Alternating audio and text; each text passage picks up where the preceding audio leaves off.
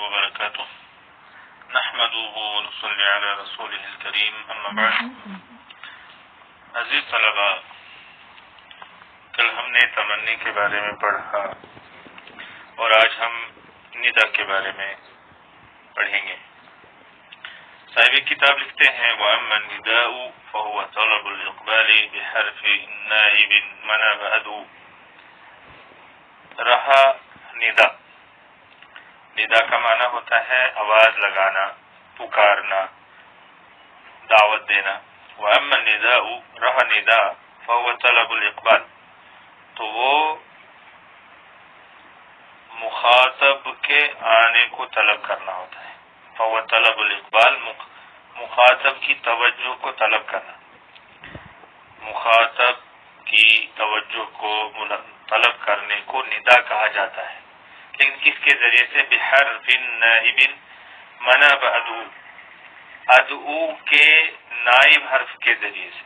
ادعو کا معنی تھا میں تمہیں بلاتا ہوں، میں تمہیں پکارتا ہوں، میں تمہیں دعوت دیتا ہوں. تو اس ادعو کی جگہ میں جو نائب حرف ہو، اس کی جگہ میں جو استعمال ہوتا ہو، اس کے ذریعے سے توجہ کو طلب کرنا، یعنی مخاطب کی توجہ کو طلب کرنا، اس کو ندا کہتے ہیں. اس کے بعد کہا وَأَدَوَاتُهُ ثَمَانِيَةٌ، اور اس کے حروف جو ہیں وہ 8 ہیں، اس کے ادوات 8 ہیں.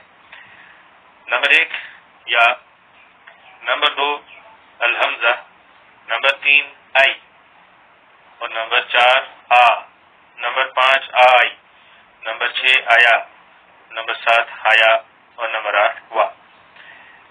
تفصیل اس طرح سے ہے فالحمزۃ وآئی للقریب، حمزہ اور آئی یہ قریب کے لیے آتے ہیں. اگر قریب کو بلانا ہے، قریب کو ندا کرنا مقصود ہو تو اس کے لیے حمزہ آئے گا، جیسے ا اور آئی یہ دونوں.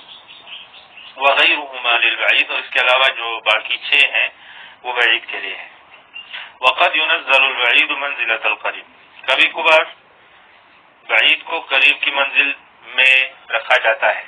کبھی کبھار ایسا ہوتا ہے عربی زبان کے اندر، عربی اسلوب کے اندر، کہ بعید جو ہوتا ہے اس کو قریب کی جگہ میں رکھا جاتا ہے. انہیں بعید کو قریب سمجھا جاتا ہے.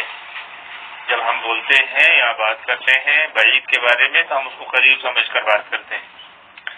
فَيُنَادَى بِالْحَمْزَةِ وَآئی، تو پکارا جاتا ہے حمزہ اور آئی کے ذریعے سے اس بعید کو قریب کی طرح.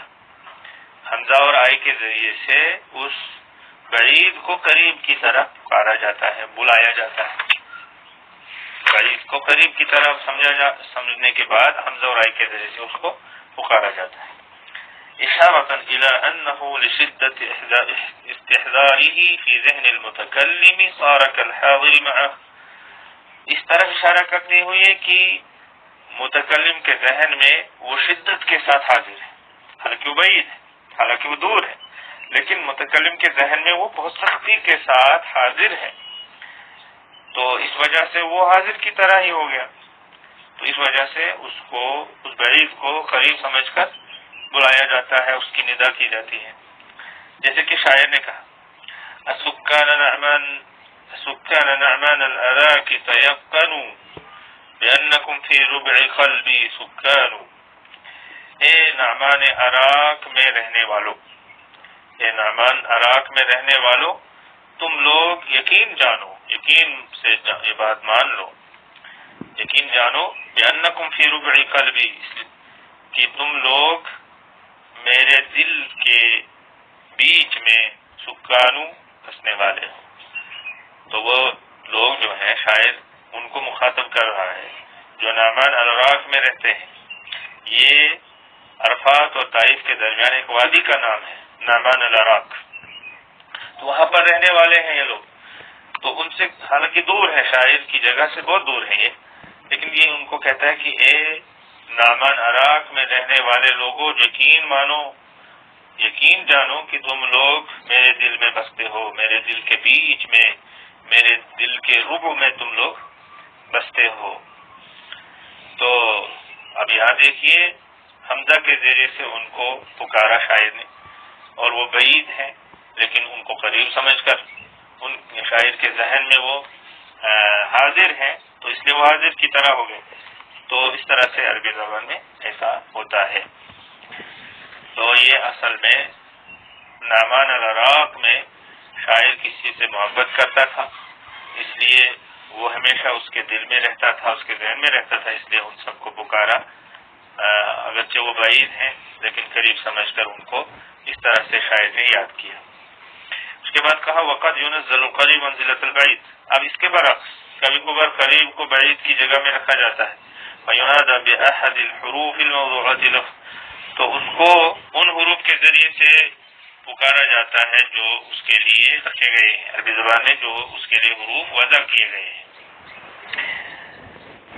اشارۃ الی ان المنادى عظیم الشان، اس طرح اشارہ کرتے ہوئے کہ جو منادى ہے وہ عظیم الشان ہے، وہ بڑی شان والا ہے.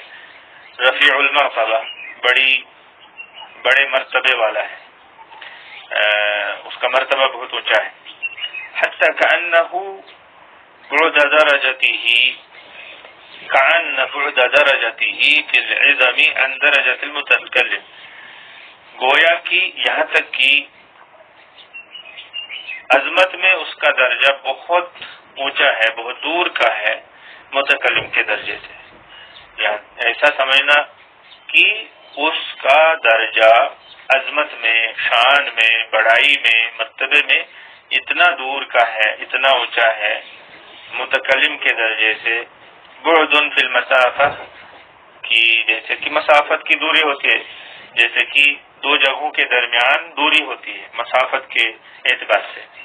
جیسے کہ آپ کہتے ہیں مثال کے طور پر ایا مولا آیا، اے میرے آقا، ایا مولا آیا، تو یہ مولا ان کے قریب ہے لیکن ان کو پکار رہا ہے دور کا سمجھ کر. لیکن یہ دوری کون سی دوری مراد ہے؟ یہ دوری جو ہے درجے اور عظمت اور شان کی دوری ہے. متکلم اور اس مولا، اس آقا کے درمیان جو دوری ہے وہ درجے کی دوری ہے، نہ کہ جگہ کی دوری. لیکن اس کو اس کے ساتھ تشبیہ دی گئی ہے. تو کہا کہ یہ کہا جاتا ہے ایا مولا یا وانت معه، حالانکہ آپ ان کے ساتھ ہیں. او اشارۃ الی انحطاط درجته، یا اشارہ ہوتا ہے اس کے درجے کے گرنے کی طرف. متکلم اور مخاطب دونوں کے درمیان جو درجہ ہے وہ گرا ہوا ہے. متکلم کا درجہ بڑا ہے اور مخاطب کا درجہ گرا ہوا ہے. کقول کا، جیسے کہ کہا جاتا ہے ایا ھذا لمن هو معك، اے ایا ھذا، اشارہ اس انسان کی طرف ہے، اے انسان. حالانکہ لمن ہوا معک یہ اس کے لیے کہا جاتا ہے جو آپ کے ساتھ ہے. تو گویا کہ اس کا درجہ آپ سے کم ہے اس لیے آپ اس کو ایسے پکارتے ہیں. او اشارۃ الی ان السامع غافل، یہ اشارہ اس طرح ہوتا ہے کہ جو سننے والا ہے وہ غافل ہے. لنحو نوم، نیند کی وجہ سے، یا ذہول، یا بھولنے کی وجہ سے. ذہول ہوا، بے ہوئی، یا غنودگی جیسی طاری ہوگی. کأنہ غیر حاضر فی المجلس، گویا کہ وہ حاضر نہیں ہے مجلس میں. یہ ایک جملہ ہے جو آپ کے گروپ میں ڈال دیا گیا ہے عفواً. تو گویا کہ وہ مجلس میں حاضر نہیں ہے، تو اس کو تنبیہ کے لیے ایسا کیا جاتا ہے. کقولک للساہی، جیسے بولنے والے، غلطی کرنے والے سے آپ کہتے ہیں ایا فلان، اے فلاں، تو اس کو تنبیہ کے لیے کہا گیا ہے. تو یہ ندا کے بارے میں تھوڑی بہت تفصیل آج ہم نے پڑھی. باقی جو چیزیں ہیں